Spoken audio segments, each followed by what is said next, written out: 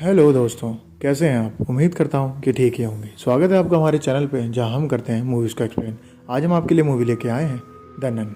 तो बिना किसी देरी के मूवी का एक्सप्लेनेशन शुरू करते हैं।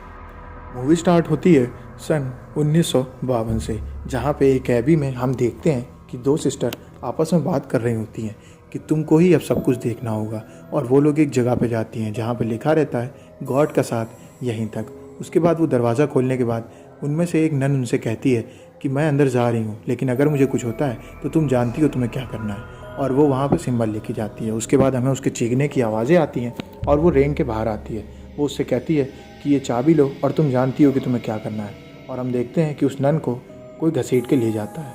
और उसके बाद वो दूसरी नन भाग के जाती है और वो एक रस्सी लटकाती है और अपना गला उसमें रखती है। और फिर वो पीछे देखती है तो वहाँ पे कोई नन के कपड़ों में खड़ा रहता है और वो होती है एक डीमन नन। उसके बाद जैसे ही वो उसके पास आने वाली होती है, वो वहाँ से कूद के फांसी लगा के अपनी जान दे देती है। उसके कुछ दिन बाद हम देखते हैं कि एक लड़का वहाँ पे जा रहा होता है सामान देने के लिए। वो देखता है कि वहाँ के गेट पे किसी की लाश टंगी हुई है और ये कोई और नहीं उस नन की रहती है जिसने कि आत्महत्या की होती है। और इसके बाद ये बात चारों तरफ टाउन में फैल जाती है। उसके बाद हम देखते हैं कि एक चर्च में बहुत सारे फादर बैठ के इस बात का डिस्कस कर रहे होते हैं कि वहाँ पे क्या है, हमें पता लगाना होगा। हमें ये चीज़ फाइंड आउट करनी होगी कि वो जगह पवित्र है या नहीं। तभी उनमें से एक फादर बर्क डिसाइड करते हैं कि वहाँ पे वो एक नन के साथ जाएंगे और फाइंड आउट करेंगे कि वो जगह पवित्र है कि नहीं। इसलिए वो एक लड़की का चयन करते हैं जिसका नाम सिस्टर एरन रहता है। ये लड़की अभी पूरी तरीके से नन नहीं बनी होती है क्योंकि इसका शपथ लेना अभी बाकी रहता है, लेकिन फादर एरन इसी का डिसाइड करते हैं कि मैं इसी के साथ जाऊंगा। वहीं हमें दिखाया जाता है कि सिस्टर एरन एक ऐसी लड़की है जो कि गॉड की बनाई हुई चीज़ों पे काफ़ी सवाल उठाती है। और उसका ये कहना होता है कि गॉड की बनाई चीज़ों पे अगर हम सवाल उठाते हैं तो इसमें गॉड की तौहीन कहीं से नहीं है। वहीं पे एक बड़ी सिस्टर आती हैं और उससे कहती हैं कि तुम्हें फादर बर्ग से मिलना है और उनके साथ जाना है। और यहाँ पे बात होती है कि अब तुमको जाना होगा उस जगह पे जहाँ पे ये कांड हुआ था। और वो एबी की ओर निकल जाती हैं फादर बर्ग के साथ। फादर बर्ग और एरन पहुँचते हैं एक आदमी के पास जिसको कि ये सपने आ रहे होते हैं कि वहाँ पे चारों ओर सीढ़ियों पे खून फैला हुआ है और वो एबी के अंदर है। उसकी नींद खुलती है, वो देखता है कि उसका गेट कोई खटखटा रहा है। वो बाहर निकलता है तो वो देखता है कोई और नहीं, फादर बर्ग और सिस्टर एरन उससे मिलने आए होते हैं। वो उनसे पूछता है कि आप यहाँ पे क्यों आए हैं। तो वो उनसे कहते हैं कि मैं यहाँ तुमसे ये पूछने आया हूँ कि तुमने वो लाश कब और कहाँ देखी थी। वो बताता है कि उस लाश के बाद से सब कुछ नॉर्मल नहीं है और मुझे काफ़ी कुछ गलत गलत दिखाई दे रहा है। इसके बाद वो बताता है कि मैं वहाँ पे खाना देने जाता था और सारी नन्स गेट ना खोले इस वजह से वो डिलीवरी के रास्ते से आके खाना लेके वहाँ से चली जाती थी। उसके बाद फादर बर्ग उससे कहते हैं कि तुम्हें हमारे साथ चलना होगा। उस आदमी का नाम फ्रेंची रहता है और वो आने के लिए मना कर रहा होता है, लेकिन तभी सिस्टर एरन उससे कहती हैं कि तुम हमारे साथ चलोगे फ्रेंची। और ये बात सुनने के बाद फ्रेंची उनके साथ जाने को तैयार हो जाता है। उसके बाद वो निकल जाते हैं उस जगह की ओर जहाँ पे उसको एबी में वो लाश मिली थी। वो वहाँ पे पहुँचते हैं और देखते हैं कि वहाँ पे अब लाश नहीं है। तभी उससे पूछता है फादर कि तुमने वो लाश कहाँ रखी थी। तो वो बताता है कि आइस रूम करके एक जगह रहती है एबी में जहाँ पे मैंने उनकी बॉडी को रखा था। वो आइस रूम में जाते हैं और देखते हैं कि वहाँ बॉडी बैठी हुई रखी है। जिसके बाद फ्रेंची डर जाता है और वो कहता है कि मैंने इस बॉडी को यहाँ लिटा के रखा था, ना कि बैठा के। जिसके बाद फादर कहते हैं कि कुछ आत्माएँ शांत नहीं हो पाती हैं, हमें इनका इज्जत और सम्मान से दफन करना ज़रूरी है। इसके बाद वो लोग जाते हैं और उनको दफन कर देते हैं। वहीं पे हम देखते हैं कि कब्रों में बेल लगी होती है, जिसके बारे में सिस्टर एरन पूछती है तो उसको फादर बर्ग बताते हैं कि महामारी के समय पे कुछ लोगों को गाड़ दिया जाता था और अगर वो ज़िंदा होते थे तो वो इन बेल्स को बजाते थे और अंदर बेल बजने से पता चल जाता था कि ये आदमी ज़िंदा है और इसे खोद के वापस बाहर निकाल लिया जाता था। इसके बाद फादर डिसाइड करते हैं कि हमें एबी के अंदर जाना ही होगा। तभी वो देखते हैं कि खिड़की के पास कोई खड़ा रहता है। फादर मुड़ के देखते हैं तो वो वहाँ से गायब हो जाता है। फिर वो लोग डिसाइड करते हैं कि अब हम एबी के अंदर जाएंगे। वो एबी के अंदर जाके तहकीकात कर रहे होते हैं कि तभी सिस्टर एरन को एकदम से एहसास होता है कि उनके पीछे कोई बैठा हुआ है और ये कोई और नहीं एक नन रहती है जो कि कुर्सी पर बैठी रहती है। वो उनको बताती है कि तुम यहाँ पे रात में आए हो, तुमको आराम करना पड़ेगा, सुबह सब कुछ जब ठीक हो जाएगा तब हमसे आके मिलना है, क्योंकि रात में हम मौन का व्रत रखते हैं। जिसके बाद फादर बर्ग कहते हैं ठीक है और वो जाके एक जगह लेट जाते हैं और वो बोलते हैं फ्रेंची से कि तुम वापस घर चले जाओ इससे पहले कि रात हो जाए। फ्रेंची वहाँ से निकल जाता है। निकलने के बाद फ्रेंची जब बाहर जाता है तो देखता है कि एक नन उसके पास से भाग के जाती है। फ्रेंची उस नन का पीछा करता है और देखता है कि वो नन एक भूतिया रहती है और वो फ्रेंची के ऊपर अटैक कर देती है।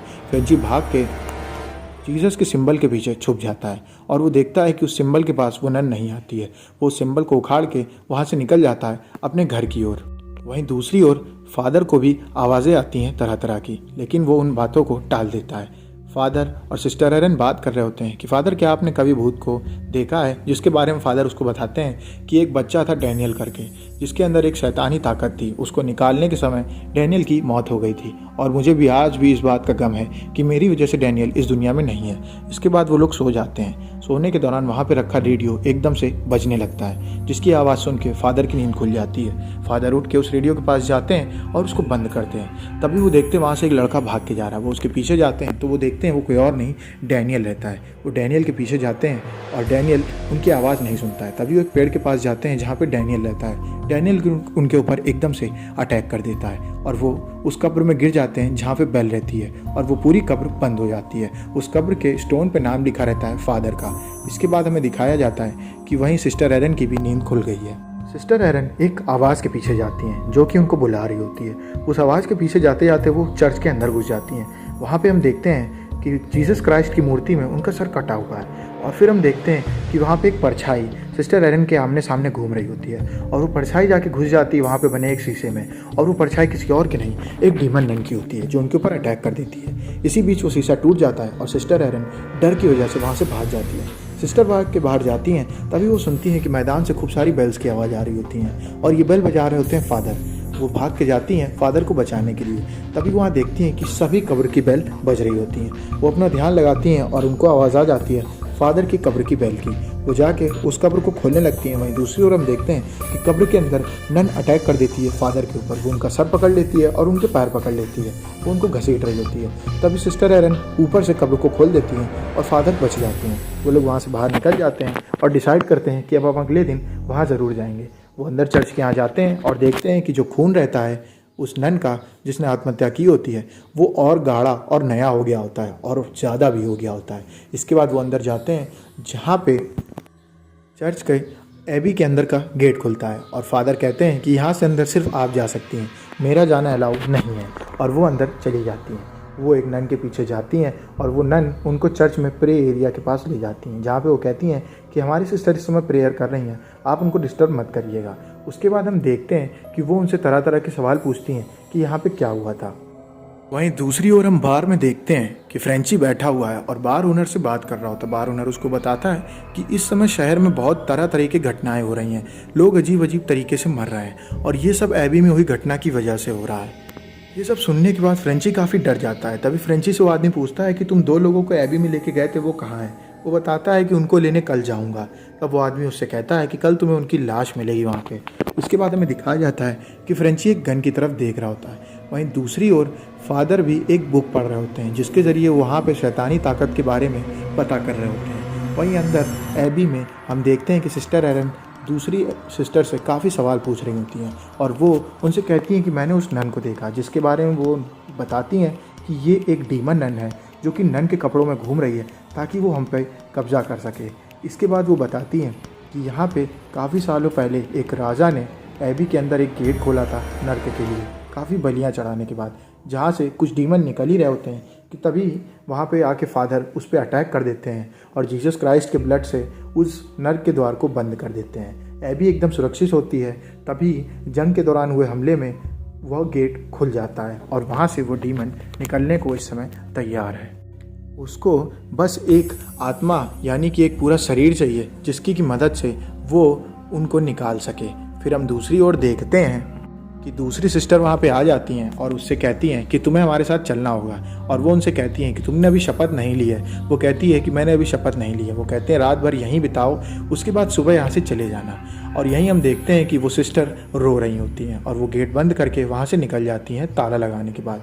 फिर हम देखते हैं ये कमरा वही रहता है जहाँ से कूद के एक सिस्टर ने आत्महत्या की होती है क्योंकि वहाँ पे रस्सियाँ बंधी होती हैं। इसी बीच सिस्टर एरन को कुछ आवाज़ें आती हैं और हम देखते हैं कि उनके बेड के ऊपर लगा जीसस क्राइस्ट का निशान अब उल्टा हो चुका है और ये तब होता है जब वहाँ पे वो नन आ जाती है। दूसरी ओर हम देखते हैं कि फादर भी जा रहे हैं उस नन से मिलने जो कि उसको बड़े वाले चर्च में मिलती थी। वो उनसे बात करते हैं और वो बुक्स पढ़ रहे होते हैं। तभी वो नन के पास जाते हैं। वो नन उनसे कहती हैं कि अब समय खत्म हो चुका है। इसके बाद उस नन के पास वो जाते ही हैं, तभी वो नन उनका हाथ पकड़ लेती है। वो उसका हाथ छुड़ाते हैं और देखते हैं कि वो एक लाश होती है जो वहाँ से गायब हो जाती है।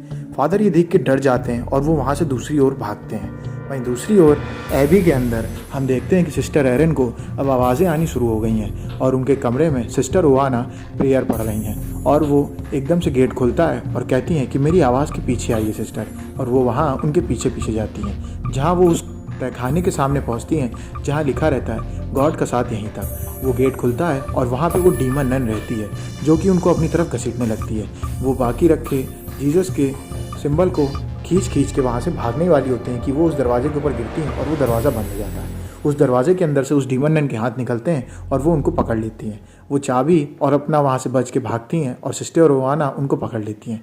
सिस्टर ओवाना उनसे कहती हैं कि अब आपको तुरंत प्रार्थना घर की इधर निकलना होगा, मैं आपको वहीं मिलती हूँ। वो प्रार्थना घर की इधर जाती हैं। वहाँ देखती हैं कि एक नन वहाँ पर प्रार्थना पढ़ रही होती है और वहाँ पर एक बॉडी रखी रहती है। सिस्टर उस बॉडी को देखती हैं तो वो किसी और की नहीं, सिस्टर ओवाना की रहती है, जिसको कि देखने के बाद सिस्टर एरन डर जाती हैं और वो वहाँ पे बैठ के प्रेयर पढ़ने लगती हैं। तभी वहाँ पे बाकी की नन भी आ जाती हैं जो उनके चारों तरफ बैठ के प्रेयर पढ़ने लगती हैं। इसी बीच हम देखते हैं कि फादर एक रास्ता ढूंढ रहे होते हैं जिससे कि वो एबी के अंदर जाके बचा सकें सिस्टर एरन को, क्योंकि वो जान जाते हैं कि ये पूरी एबी भूतिया है और यहाँ पर कोई भी जिंदा नहीं है। वहीं दूसरी ओर हम देखते हैं कि वो सारी नन बैठ के प्रेयर पढ़ रही होती हैं और उनके ऊपर एकदम से हवा का अटैक होता है और वो सब चारों तरफ गिर के बेहोश हो जाती हैं। और फिर हम देखते हैं कि सिस्टर एरन के पीठ पे कोई क्रॉस का सिंबल बना रहा होता है और ये कोई और नहीं, डीमन रहता है। वहीं दूसरी ओर फादर बर्ग को डैनियल फिर से परेशान करने लगता है। वो उससे बच के वहाँ से भागते हैं। तभी वो देखते हैं कि उनको बताता है फ्रेंची कि मैं डिलीवरीज के रास्ते से उनको खाना दे के वहाँ से निकल जाता था। वो डिलीवरी वाले गेट की तरफ जाते हैं जहाँ से वो एबी के अंदर जा सकते हैं। वो वहाँ पहुँचते हैं। तभी वो देखते हैं कि आइस रूम के अंदर से एक लाश निकलती है जो फादर के ऊपर अटैक कर देती है और तभी वहाँ फ्रेंची आके गोली चला के उनको बचा लेता है। फादर फ्रेंची को देख के काफ़ी खुश हो जाते हैं और वो एबी के अंदर निकल जाते हैं सिस्टर एरन के पास। वहाँ अंदर जाने के बाद वो देखते हैं कि सिस्टर एरन गेट खोलती हैं और उनसे कहती हैं कि बाकी नन अगर ना होती तो मैं शायद मर जाती।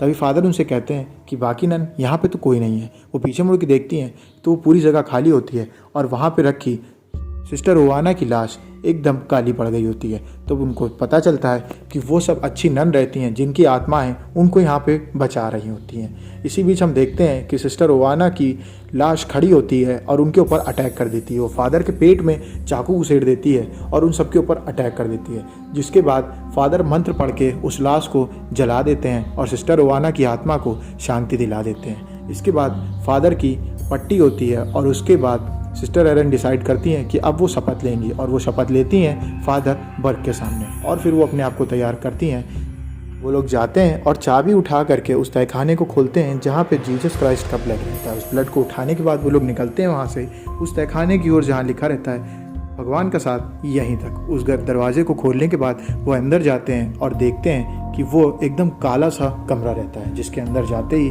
उन सब के ऊपर तरह तरह से वो डीमन अटैक करने लगता है। वो सबसे पहले फ्रेंची को डराता है, उसके बाद वो सिस्टर एरन के पीछे पड़ जाता है। वो सिस्टर एरन का गला पकड़ लेता है और उसके बाद सिस्टर एरन भाग के एक कमरे में जाती हैं जहाँ पे खूब सारी नन खड़ी रहती हैं और उनके सर पे कपड़ा रहता है।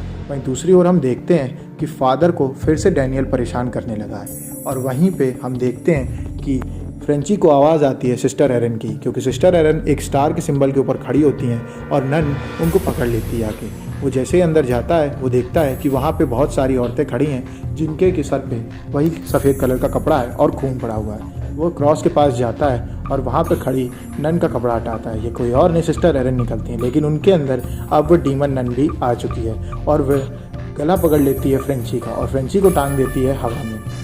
इसी बीच हम देखते हैं कि फ्रेंची जीसस क्राइस्ट का ब्लड पकड़ लेता है और वो टच करा देता है उस डीमन नन के फेस पे और वो डीमन नन अलग हो जाती है सिस्टर एरन से। वहीं वो डीमन नन पकड़ लेती है फ्रेंची को और मारने ही वाली होती है फ्रेंची को कि तभी हम देखते हैं कि सिस्टर एरन उस नन की तरफ भागती हैं, पर वो नन फ्रेंची को बेहोश कर देती है और उनको फेंक देती है पानी में।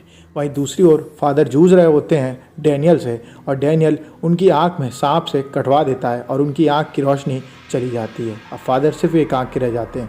वहीं दूसरी ओर पानी में पड़ी सिस्टर एरन की जब आंख खुलती है तो वो देखती है उनके सामने वो डीमन नन भी है जो उनके ऊपर अटैक कर देती है और वो उनका गला पकड़ लेती है। वो उनको मारने वाली होती है कि तभी वहाँ पे फादर आ जाते हैं। फादर मंत्र पढ़ते हैं लेकिन वो डीमन नन फादर को हवा में फेंक देती है। इस दौरान हम देखते हैं कि सिस्टर एरन के हाथ में जीसस का ब्लड आ चुका है। वो उस ब्लड को टच करके बस उस नन के पास लगाने वाली होती हैं कि वो नन उनको पानी में और डुबाने लगती है, और हम देखते हैं कि जीसस का ब्लड अब ऊपर आ चुका है पर वो शीशी अब पूरी तरीके से खाली है।